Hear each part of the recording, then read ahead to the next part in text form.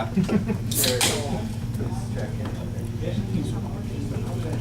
know why?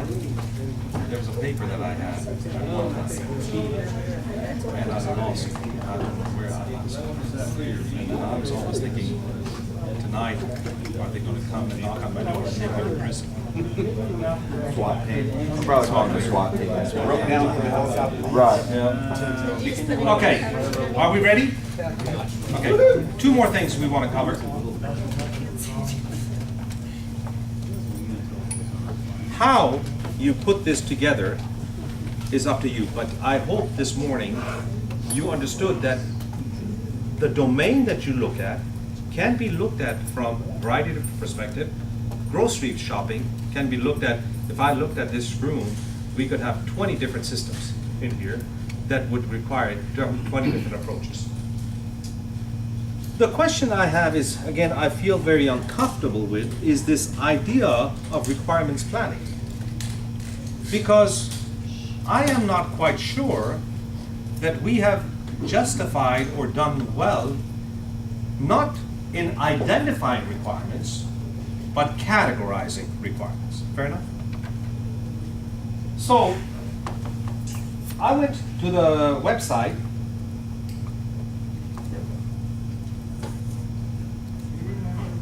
Well, you can't see this. Can you see it?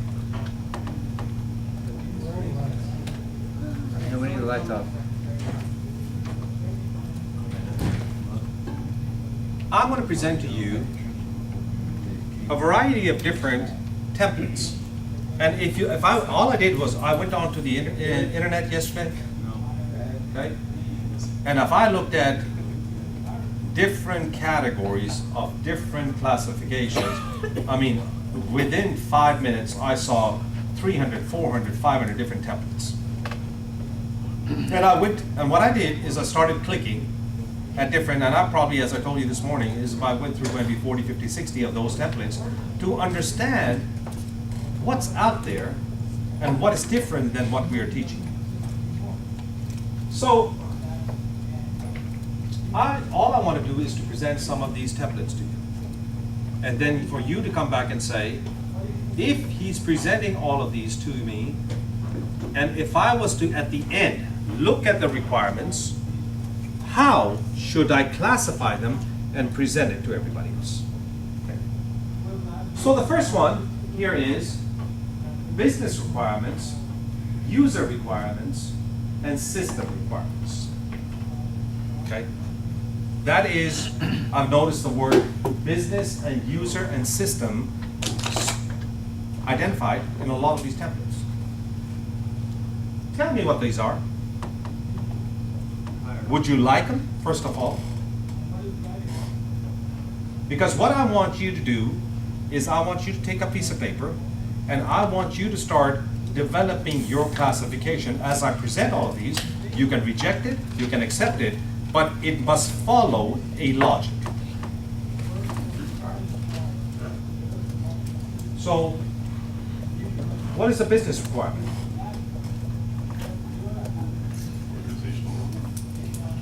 All right, I don't know. User? User who? Which user? What's that? But notice, again, what I'm thinking in the case of user is what? We have done a better job than the templates in identifying all the users. Bottleneck user, pre-bottleneck, post-bottleneck, impact, support, all that kind of users. Those are users, are they not? Of that system. What is system requirement?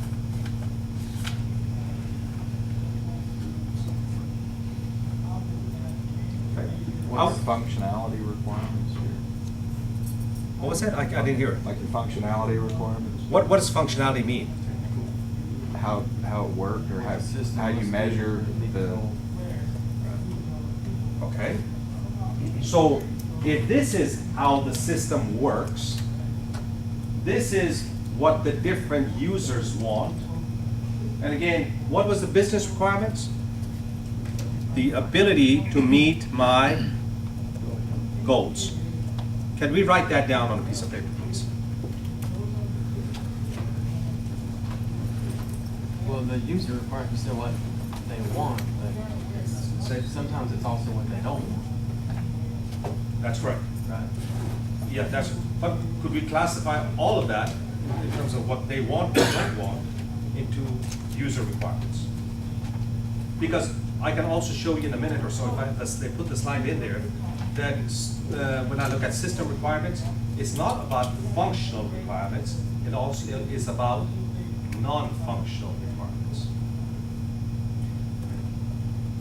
Are we okay? Can we put those in your own classification and put your definitions in, please?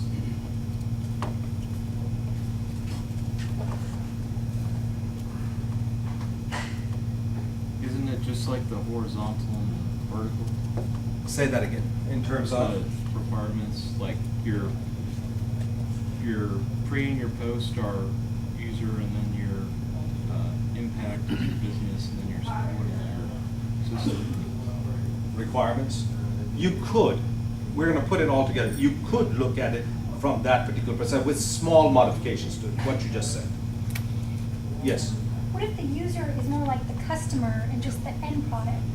And the system is our process and all the interconnectivities within that process? that's what it is. So system requirements is your workflow. Okay, but we're not gonna use these, because what I got confused with was when I was looking at all these templates, they use the same word but different definitions. So what I want to do is to create our own system. So that's why I'm asking you to put down what you see. Are we okay?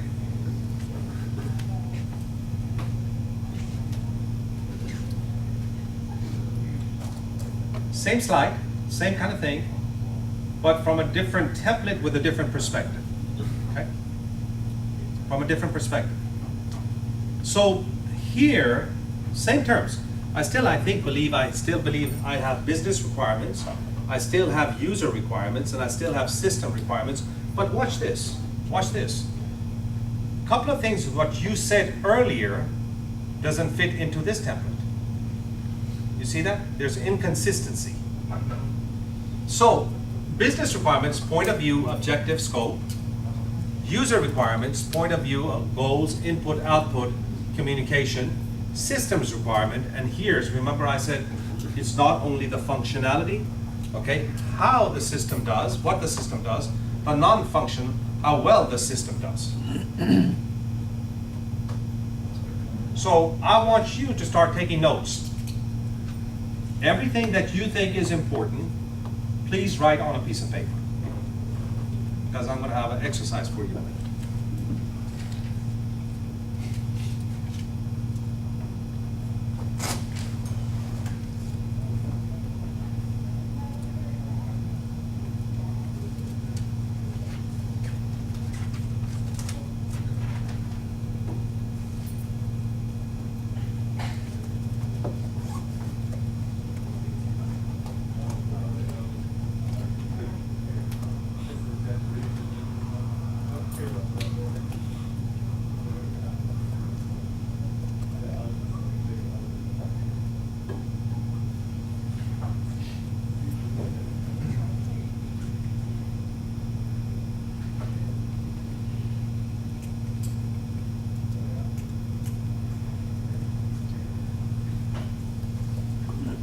Here, your mind is mumbled and jumbled up.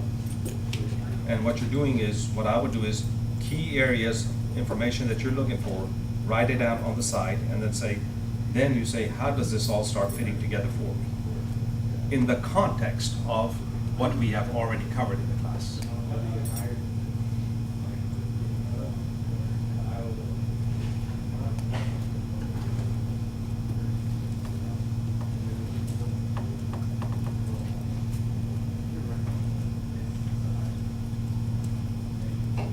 Can I go to the next?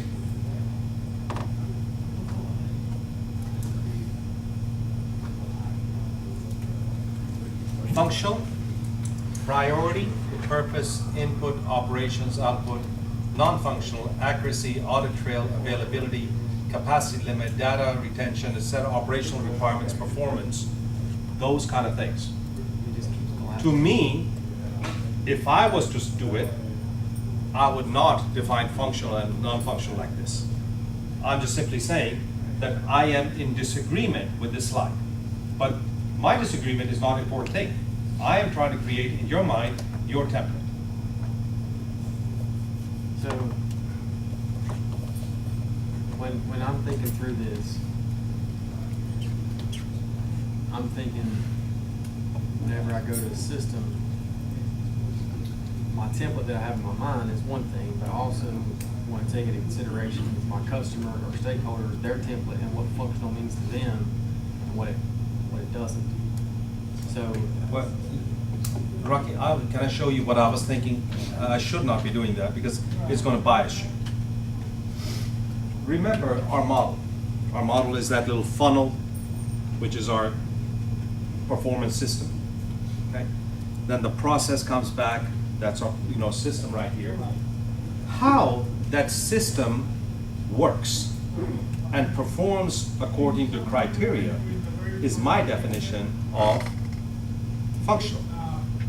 So when they put in availability and capacity down here, I think to myself, how can that be non-functional? If I'm designing a system and I don't understand the capacity or the availability of something, how can that be non-functional?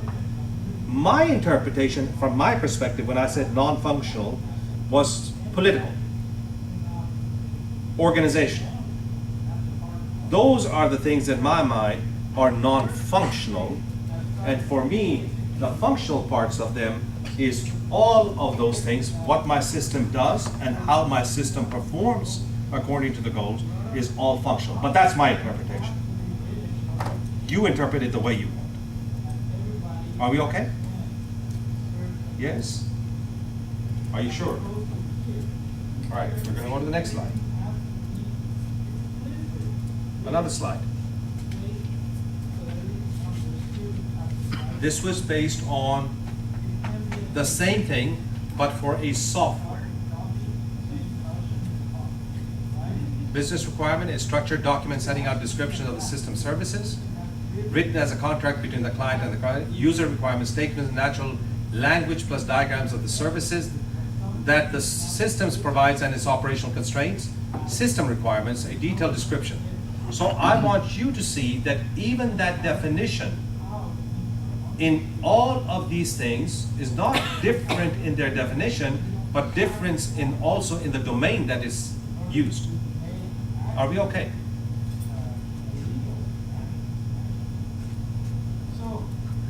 Have you heard of material requirement planning? Say yes. I remember I taught you that one time, somewhere in one of the classes. It could be the requirements class or the lean. All right. Tell me what material requirement planning is. So I have now, can I erase this? forecasting. Yes.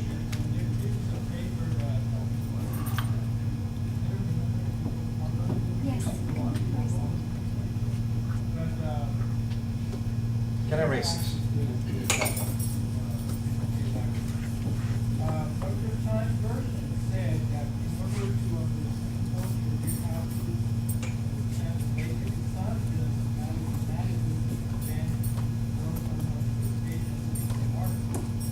So I have two things at this moment, and see if this is making sense to you, and I have to kind of start putting it together.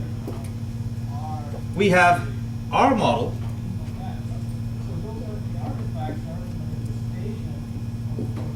that talks about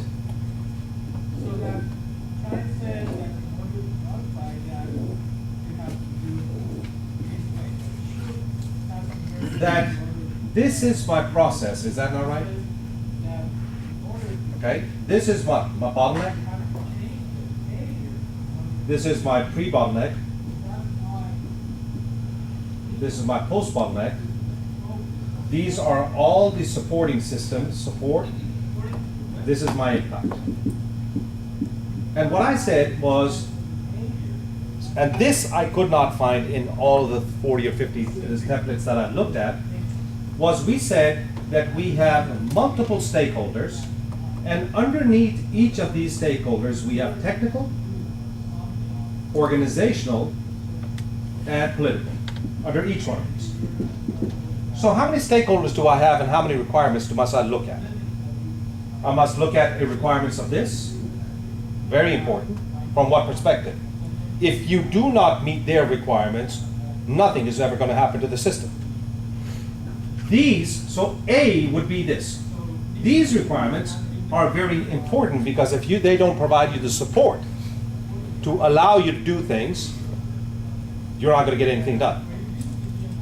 These, right here, pre-bottleneck, is an important stakeholder. Why?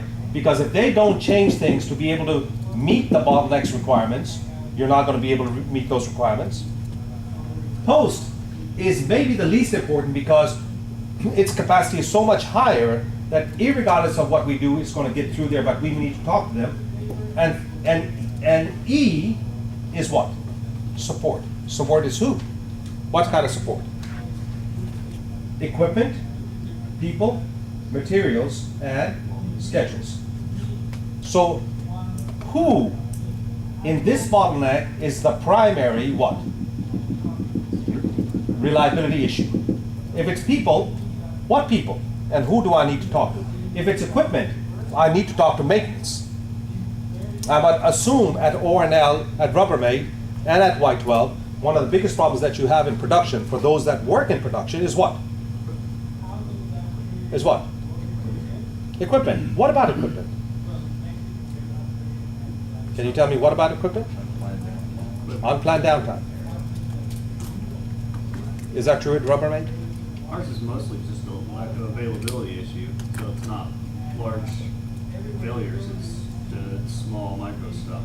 Really. Okay. But it's still availability, Still right? availability. So, isn't it amazing that this, if we could identify that, then that becomes our support, correct? That's our model. So I got A, B, C, D, E, and underneath each one of them, we have categorized them in that order. So I can now say, in my view, if I was to look at it starting out, you know what I would do? I would say A, B, C, E, and D. And that's the way I start my thinking. A, unless I fix the process and people agree to fix that process, nothing's going to happen. B, I need the support. C, I need these people to be able to meet my requirements. D, my God, these guys are really important because if I don't get my equipment working, I'm not going to get anything done. And sorry, E and D is, hey, we'll just involve them. That's the way I think. And therefore, this is your decomposition. Is that correct? That's your model.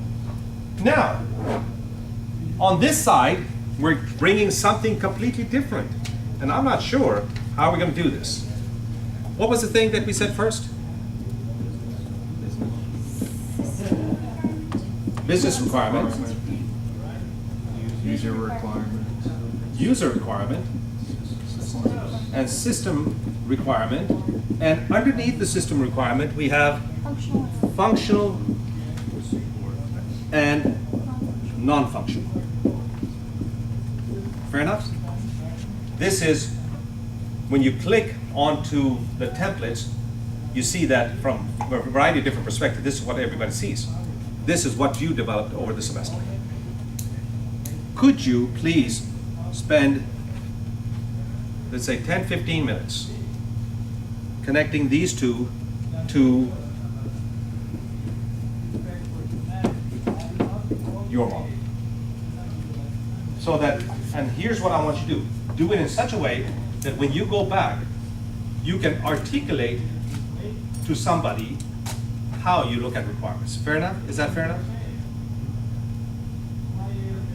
How much do you need? 10 minutes? More? 15? More? What's that? Picture or written? I want your model. However you want. It must be concise and thoughtful. Because the next thing I'm going to do is I'm going to ask you, watch this, this is your test. I'm going to bring a system in, I'm going to explain that system to you, and you're going to develop this model for me.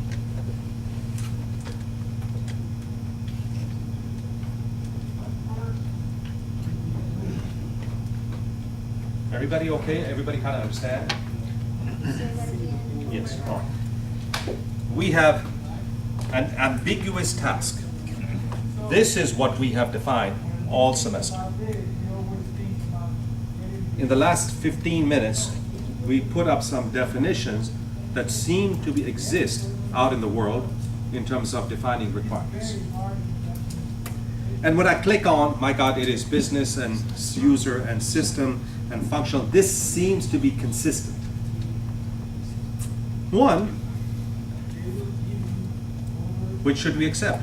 You could say, I hate this one, you take it out, and I'll go with this. You could say, I hate this one, and we could go with this. But I think for you to be able to talk to people in systems engineering, you have to link these two together. So when I link them, what am I going to put under business? What am I going to put under user? What am I going to put under system? And take the values out of here. That's one. So you develop your model. Next, after you have done that successfully, and you think for a minute and say, I do understand this. You know what I'm going to do? I'm going to tell you to redesign a particular system. I'm going to explain this system to you. And then you're going to work through this model or a combination of your model to be able to say, my God, what does he want? What does he want? What does he want? What does he want? And when it is ambiguous, you say, my God, where do I start? But if you adopt this or this, you got a starting point. You know exactly what you're looking for, okay? And you're going to develop the requirements for a complex system in just a few minutes. Are we okay? Does that make sense now? So the first part is very hard because it's saying you must now think and create something new from what you know and what you've just been exposed to over the last 10 minutes. How much time do we need? 10, 15 minutes? Say yes.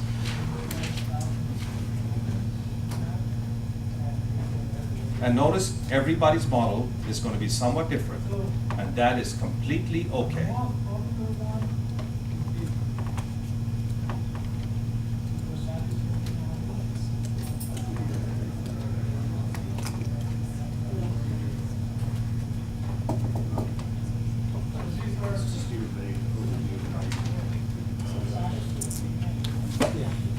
Can I go put this in my car so I don't? Anybody else that wants to give me something that I must see but cannot share? What if you can share? Can share? Then we just, I want to take all of them there because I don't want to lose it. We stand on our test. Yeah, you do. No, you do. I did, and that's. He had the approval of the thing. So we just have to do Just like my mid-year review. You got a mid-year review? No, I have not mid-year review. Why we do mid-year review? Anybody else? I put all The my fiscal year is in September.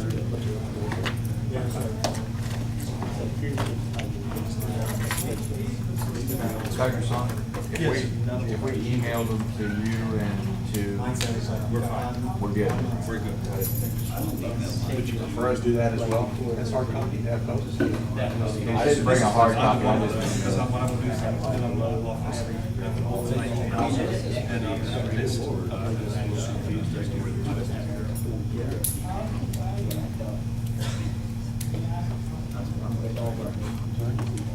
So you're getting the phone. No, but I guarantee you it won't be anything like this, because this makes sense in the next year.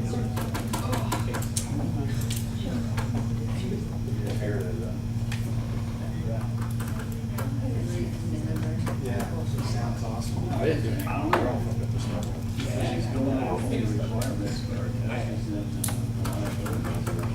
well, we've covered this. Supposed to learn too. Yeah, that's super. Sorry, last period, and then the guys. So you got your own model.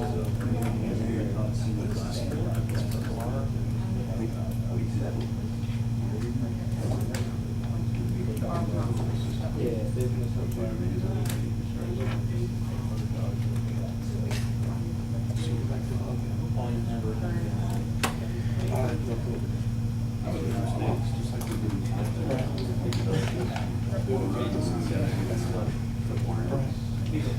when he used to do it. Man, your bubble. That thing even on? Okay. Is that on, Scott? Yeah, it is. Okay. I give up. Okay, so what's the layout? They was the door. Integrating this. I think it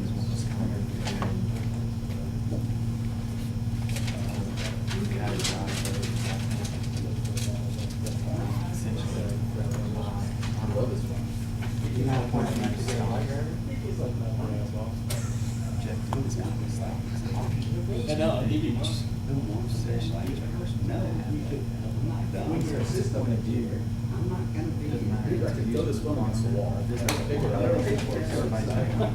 of Step on it. Is required, see those are.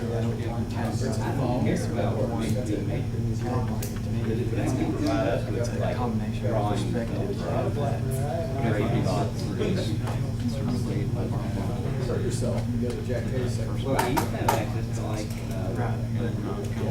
Pads, tablets. all your drawings. And then all of a sudden, you're like, oh, you're not talking to the guy. See.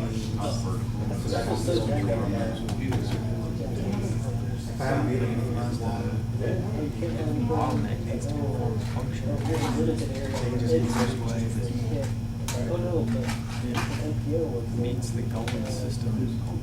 It's gonna be functional too. Yeah, it's right on the third floor south side. And then from a user perspective, means nobody touches the system. Therefore, I just put bottleneck is a user flow. Conference rooms, I just feel. Yeah, yeah. The user requirements